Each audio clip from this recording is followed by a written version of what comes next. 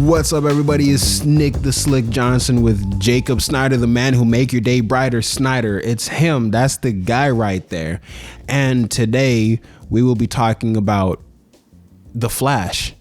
Andy Muschietti's The Flash. That's right. I really want to be excited for this movie. Like, I am excited, but this is something you and I have talked about a lot. This movie is kind of tainted in a way. And I think we all know why. The main star, Ezra Miller, has been... it's not a secret. He's done some shit. He's done some really shady, terrible shit these past 2 years, ever since the Justice League Whedon cut came out. It seems like he has just gone off the deep end.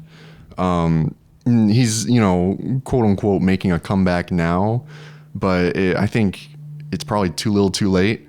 And so, like, going into this, especially with the advent of James Gunn's DCEU starting really soon after this Flash movie comes out, it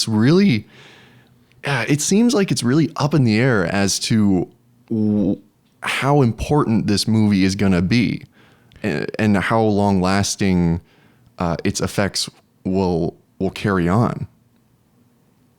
Yeah, well, first off, I agree. Like, at first I was really excited for the Flash movie. He's a cool character, and I liked kind of how Ezra Miller played him in the movies, and then, they're doing the solo movie and yada, yada, yada. But like you said, all the controversy and all the nonsense kind of going on. All the bullshit.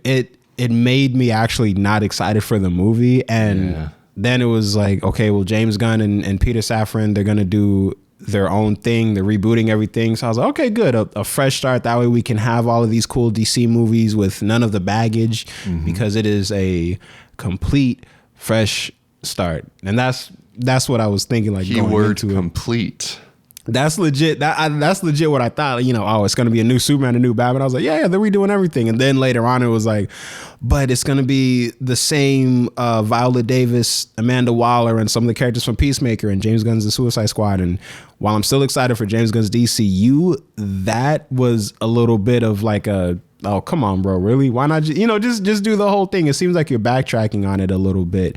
And it seems like it's overly or unnecessarily complicating it from the get-go, but maybe the Flash will shed some light on that decision, because, like, from the outside looking in, it's very strange. It's like, yeah, because even like when James Gunn was answering a question on Twitter, and he was saying the Flash didn't reset everything, right? So right at that moment, it was like, so you're telling me not only is this movie still coming out, but it is going to essentially be a catalyst for this new DC universe going forward? And I don't like that, Jake. Like, I'm like the way that I feel. Yeah, release the movie and Aquaman, and there was another DC movie that was coming out. Shazam 2: Fury of the Gods. Yeah, release all those movies, and then after that, and now it's going to be our new DCU. That's what I thought was going to happen. I was totally fine with it. Aquaman, I'm kind of excited for this week. I've heard some really bad things. Yeah, me too. And I can't tell if it's just rumors or if there's actually something behind it, but it doesn't sound good. Yeah. I think it's rumors, because it's kind of, no, dang, because now that I think about it, how come no one's been really talking about it? There hasn't been any trailers or like set photos or anything like that I've seen. It was this everything DC universe movie. It was like a little video, and it was just a shot from the Aquaman movie, and that was it. And then it's like, okay, and I heard Jason Momoa might be playing Lobo, which I love him as Aquaman, but I do think he is a little bit more suited for that Lobo character. I think like his take on Aquaman was really cool, but I feel like just vanilla Lobo would fit Jason Momoa to a T. You don't have to tweak that character at all to fit him, or vice versa. Yeah, exactly. And then Shazam, and so the Flash Love movie's Shazam. coming out, and it's like, okay, like it looks fun and everything,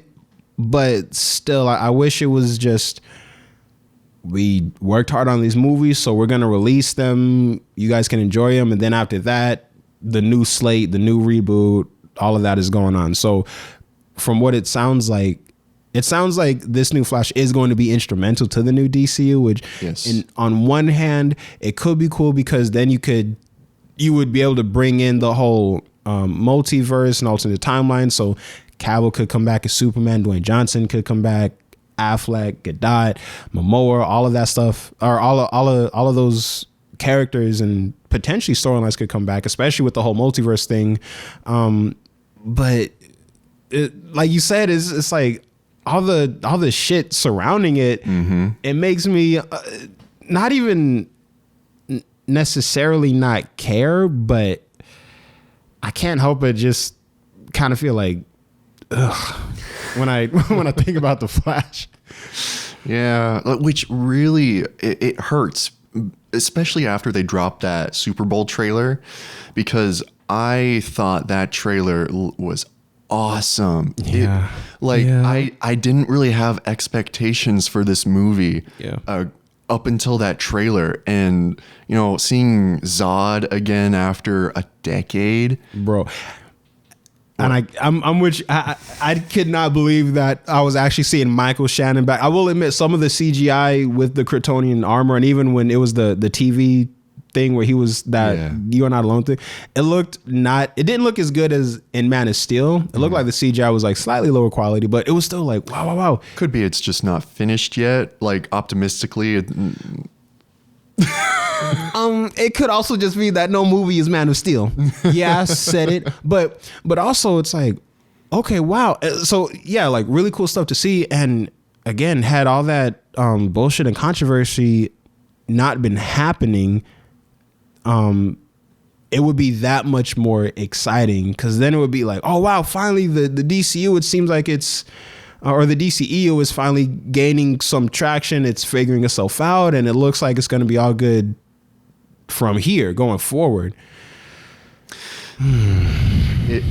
It's possible the reasoning behind the idea of not doing a full clean slate reboot like we had thought James Gunn was going to do, is some strange way to appease both DCEU fans and DCU hopeful fans by retaining some aspects that people recognize from the old universe and moving it forward into this new universe.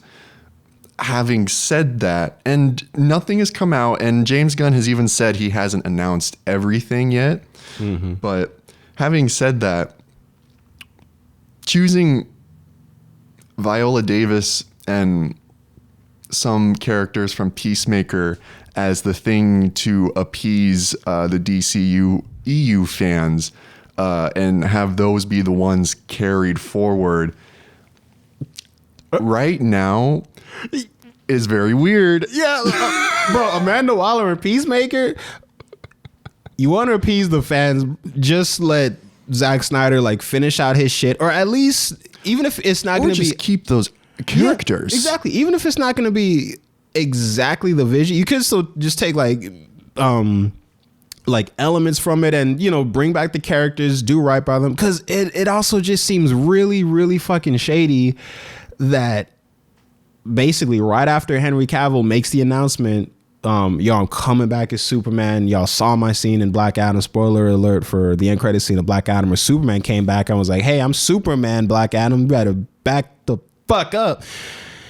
It's like, you do all of that, and then it felt like the next day, Henry Cavill was like, yeah, guys, I'm not going to be Superman anymore, but we're all still good. And then same thing even with Dwayne Johnson. I like Black Adam a lot. Yeah, there's some shit that could be fixed about it, but it was really good. But all that being said, how do you think this Flash movie is gonna impact the DCU going forward? Jacob Snyder, the man who make your day brighter, Snyder. So it's so murky because they announced James Gunn announced his own Supergirl like movie, and they're doing this specific storyline that I'm not familiar with, but it sure as hell doesn't look like the one that they're introducing here in this Flash movie. So I don't think that's going to carry over. And I really don't see them keeping Ezra Miller. It just wouldn't be, it would just be irresponsible in my opinion to tie yourself to this actor who like legitimately has criminal charges against him, who legitimately did. I don't think it's disputed. Maybe I'm wrong. Maybe there is some other side of the story that just hasn't come out yet, or I'm just not aware of, but it literally seems like, yeah, he fucked up. Yeah, it seems like he did all this stuff and... Oh, wait. Sorry. Oh, yeah. Yeah. It does seem like they did all this stuff and here's the movie, and maybe we're not going to punish them yet because they're going through like therapy or something like that. They're getting treatment and it seems like they're on the up and up. That to me seems like, I don't like that because I'm looking at it like this. They were doing all this crazy shit. Don't reward them for that. And because it sounds like the reason they're, quote unquote, rewarding them is because the movie is good. Like maybe that's not enough for me. At a certain point, you got to say fuck it. So at least I don't know what they're gonna do, and obviously I'm not in the writers' room or the meetings or anything like that. But like I said earlier, for me personally, release those last 3 movies and then just do a full restart, because that way, and I know you're saying like maybe they're trying to like appease maybe the older fans and the new fans, and also to that point again, like low-key, not like I don't want to just say like fuck them, like fuck the fans, I'm not gonna say that, but at a certain point it's like you kind of just got to cut the shit off and just move. You gotta draw forward. A line. You gotta draw a line and move forward. And we've had that kind of conversation about a lot of things, which we will not be getting into for this podcast, but sometimes it's like I'm done, and then you got to just turn the page and move forward. But so, okay, what do you think is going to happen in this Flash movie? How do you think it's going to affect the DCU, or if I think just based off of like the little things and the little rumors that I've heard, I think it's going to be like within the movie itself. I think Flash is going to know that he can time travel, obviously, and he's going to talk to Bruce Wayne about it, like we saw in the trailer. And Bruce Wayne's going to be like, "Nah, don't time travel because that's dangerous. You don't know what the fuck." So he's like, "Okay, I won't time travel, but I can go to an alternate universe." So I think that's what that's going to be, like a little quirky loophole. Yeah, exactly, because time traveling would not make Ben Affleck Batman into the Michael Keaton Batman. Right. You know what I mean? And then he even, you heard Michael Keaton saying like, different timelines and blah, blah, blah. Why'd you choose this one? This is the one where my mom lives. And so that's the way it was worded makes me think this is just an alternate reality. Because also, again, if your time traveling is just contained to Earth and just one moment in time in Earth, like with I don't want to say like a small thing because his mother died and he wants to save her, but if he makes it so that his mother was never murdered, also like why would it be Supergirl that lands on Earth instead of Kal-El, and why would Zod be coming presumably at a different time, and why would the only superhero in this world be the Michael Keaton Batman? You know what I mean? So that like stuff like that, that's what makes me think this is an alternate reality. This isn't the result of time travel. So all that's going to happen. And then there was like concept art or like an action figure of a quote unquote dark Flash.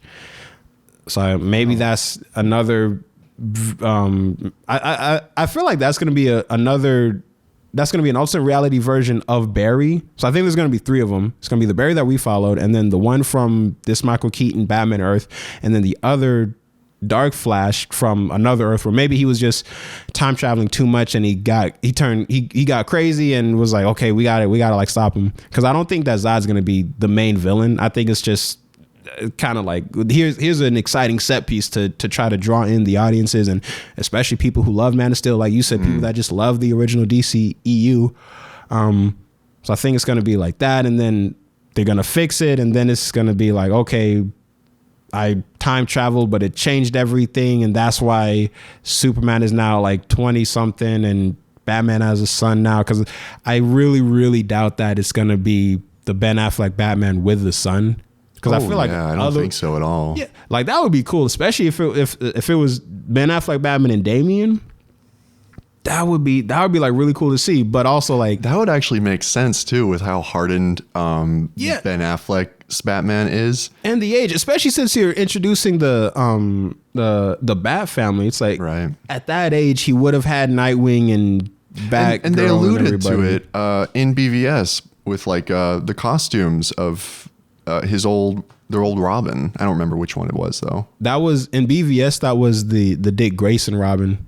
So yeah, like that would be really interesting to see him in that environment. But I think it's all but confirmed it's not going to be that. And I agree. But yeah, so I think that's how. I think that's what the Flash is going to be. Like, it's going to be like the multiverse stuff. And then maybe he time travel because it's like, oh my gosh, there's just nothing else to do. And then that's what changed everything. One thing I think would be an easy way to wrap it up is like, maybe if he has to like hop to a different universe or time travel again, or do something with the Speed Force, something happens to him and it's like, oh man, like I have to, maybe they do kind of like an all-star Superman ending thing where it's like, the energy from my physical being is the only thing that can like fix this. So I have to disperse that. And then he disperses that. So that way you kind of wipe out the Ezra Miller Flash character in a way where it's like, we didn't just recast him and he didn't just disappear. It's like he heroically sacrificed himself. And then in this new universe, maybe there's another version of Barry Allen, or it's the Wally West Flash, or it's Impulse or something like that. You know, yeah, actually that brings up a good point, because they're establishing that these different universes have the same superheroes but different people playing them, and they're being portrayed in different ways. You know, Michael Keaton's Batman versus Ben Affleck's Batman. I could see the ending of this movie being like an entirely new reshoot where something happens. Ezra Miller's Barry has to sacrifice, or he has to do something, and it results in a new Flash coming out into like maybe a new a new universe that wasn't even in the rest of the movie, and that is established. Okay, this is the new DCU universe, or I guess it's counter, you know. Yeah, no, I got it. It's like DC Comics. You know? This is the new DCU going forward. This is it. This is the main one. That's what you say? That's my guess, because out of all the DC movies coming out this year, The Flash has been the one that they've talked about the most. So I can see The Flash being the one that like is somehow relevant going forward, because we haven't seen shit for Aquaman 2, Shazam 2. Who gives a shit about Shazam? Literally, 2, man? Who cares? I'm not saying anything about the quality or the people who like the first one. The first one's a really funny movie. Oh, okay, I'll say that. But yeah, and I'll respect that. But who cares about Shazam 2? I don't. This is fucking The Rock didn't even care about Shazam. The reason that I think that they're touting The Flash a lot more than Aquaman and Shazam is because it probably has some relevance going forward. But even then, it's like, that's kind of like it having relevance, it having the most relevance out of these 3 movies. Nothing wrong with that necessarily, but it still kind of feels like what weird way to end the DCEU. We got a Shazam movie, and like with the Flash, I get it, but it's like it seemed like y'all just didn't know what the fuck y'all were doing. Like y'all are just kind of flying by the seat of your pants, you know, like, oh, let's just let's just throw these ones out, and then okay, well, I guess we just gotta reboot everything. Okay, the Flash, and maybe we'll bring him back because we don't know how people are gonna react to the movie yet. If people react poorly, then like, no, he's not gonna be our Flash anymore. If everybody likes the movie, then we gonna bring him back. Well, the way James Gunn has been wording everything so far, I don't think, you know, let's assume the DCU is successful. Let's assume the James Gunn approach actually pulls in the numbers that they were looking for. The way that they have been wording everything so far, it doesn't sound like this is the end of the DCEU. It sounds like they're starting another story in another universe, and this is just chapter 1 of that story. And it sounds like there is potential and promise of the DCEU stories, or maybe just even the characters coming back, because James Gunn has gone on record and said Henry Cavill wasn't fired from being Superman. He just wasn't hired. Yep. Yeah, exactly. And Jason Momoa, he said even with the Lobo speculation, he's still Aquaman. And Gal Gadot? No, Black Adam. Right. With Black Adam, he's like, you know, Dwayne Johnson was saying we had a meeting, James Gunn and I, and Black Adam isn't going to be part of this chapter 1 for James Gunn's new DCU. And it's like, to your point, what an interesting way to word that. Because it's not just, and like with Henry Cavill, it's not just, I'm not going to be in these movies anymore. I'm not going to be in chapter 1. Exactly. And I love Black Adam. So I hope they bring him back. Maybe the optimistic side of me is they're bringing some characters from the DCEU over to the DCU. Viola Davis, Peacemaker characters, Suicide Squad, James Gunn's Suicide Squad characters, and maybe as a way to just keep the audience remembering the first universe, maybe in the back of their mind. And then chapter 2 or 3, when shit starts going off or whatever, Henry Cavill's Superman flies back in, or maybe Ezra Miller runs back in and he brings his own Justice League with him, or with them. Like I'm talking about the character. You're talking about Barry Allen. So if it's Barry Allen, then with him. Okay, Barry Allen with him. So I think the Flash movie will be a turning point, but I don't think it's the end.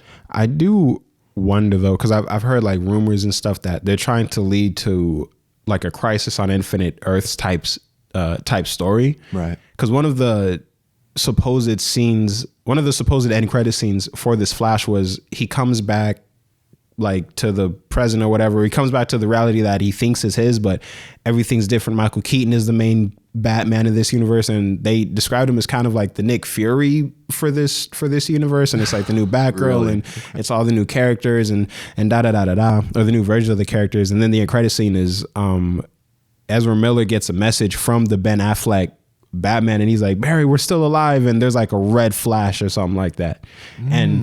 Or it was either a red flash or it was the skies are red. And in the comics, if I remember correctly, when the skies are red, that's because it's this like the Anti-Monitor is coming and it's Crisis on Infinite Earths. So they did that. That could be cool, but and we'll see. Like I'm excited for it. For most of the new DCU, the Flash movie does look at the very least like a fun movie, but I can't like turn my brain off to all the controversy that's kind of surrounding it. And I feel like that is going to unfortunately mess with my enjoyment of the film, but obviously I'm still going to watch it. Yeah, I'm watching it too. Like that trailer has me so hyped. Yeah. It looks dope. Like, it looked dope. Yeah. So here's to hoping for the best, I guess. Thank you for listening to another episode of HEADCANON. You can find us anywhere you get your podcasts from. If you're on YouTube, subscribe. If you're on Spotify, follow. Apple Podcasts, do your thing. Thank you once again, and we will be back next week. That's right.